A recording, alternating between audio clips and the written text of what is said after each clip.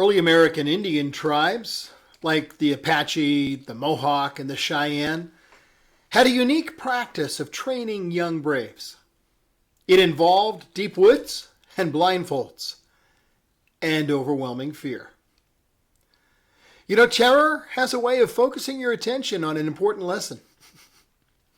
But before we learn what it is, welcome to Mornings with Bishop Robert.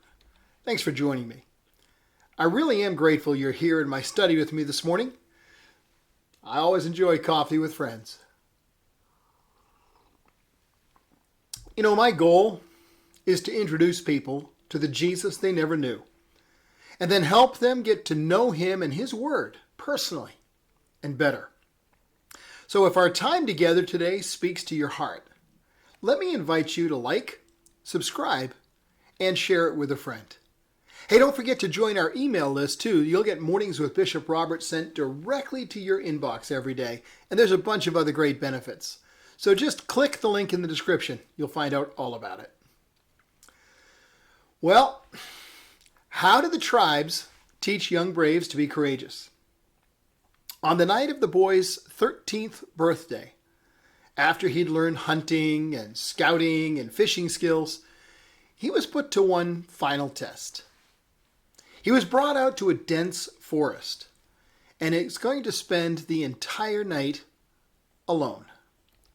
Until then, he'd never been away from the security of the family and the tribe.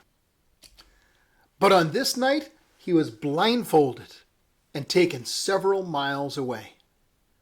When he took off the blindfold, he was in the middle of a thick woods, and he was terrified. Every time a twig snapped, he visualized a wild animal ready to pounce.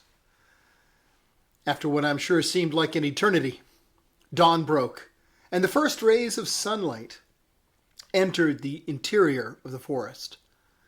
And looking around, he'd see trees, flowers, and the outline of a path. And then, to his utter astonishment, he'd see behind him the figure of a man standing just a few feet away, armed with a bow and arrow. It was his father. He'd been there all night long. As they walked back to the tribe's encampment, the boy's father would recount stories of braves who had courageously faced enemies, overcome hardship, and endured tremendous difficulties.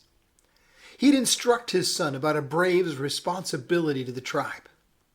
He'd remind his son that even when he thinks he's totally alone, the Great Spirit is always watching over him, just as his father did. Well, I'm not going to show up at your house and blindfold you, but I would like to get your undivided attention on today's verse, which says, "He who dwells in the secret place of the Most High will rest in the shadow of the Almighty." Apache braves are not the only ones who need to be reminded of the need to be courageous, nor are they the only ones being watched over from above.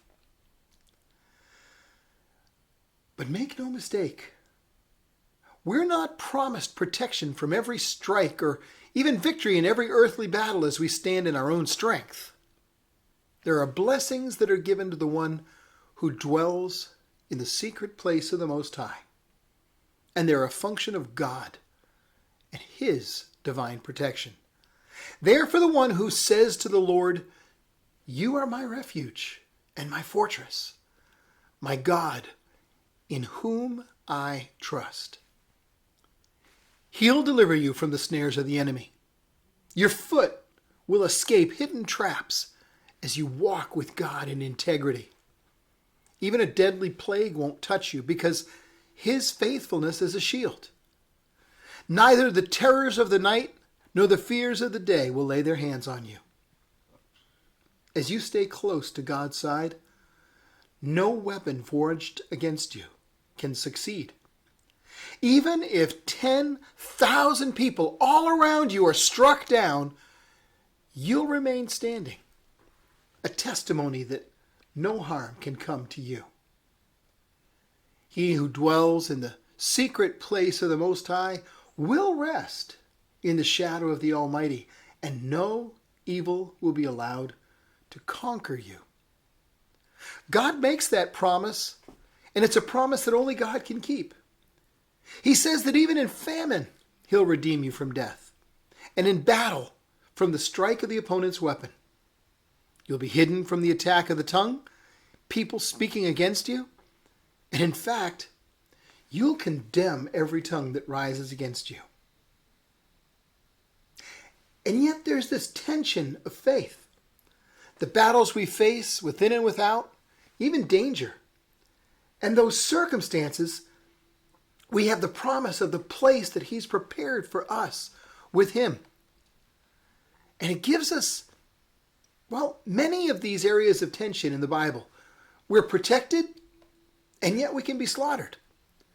Angels attend us to guard us in all our ways, but we're called to lay down our lives. See, we live in a fallen world with the promise of a better one, and so we press on. And it's our obedience that's the measure of our devotion. You may have heard about an American aid worker who was murdered last week in Baghdad, Iraq. He was executed as he drove onto the street where he, his wife, and his 3 young daughters lived. But he wasn't just an aid worker. He was a missionary with a special call to the Middle East. As I've said before, how you die is largely irrelevant. What matters most is how you live. Reminded me of some others who never made it home, but died on another evening as Iraqi extremists sprayed bullets into their passing truck.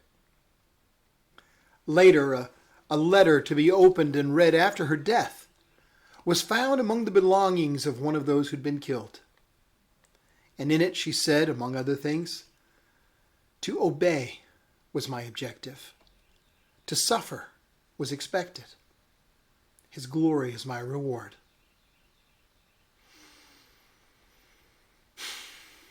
To obey was my objective.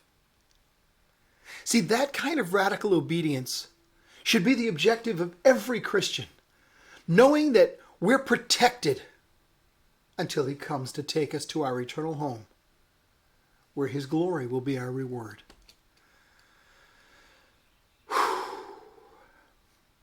Oh God, be merciful to me, for in you my soul takes refuge, till the storms of destruction pass by. Lord, hide me in the shadow of your wings, and remind me that to obey is my objective until we meet in glory.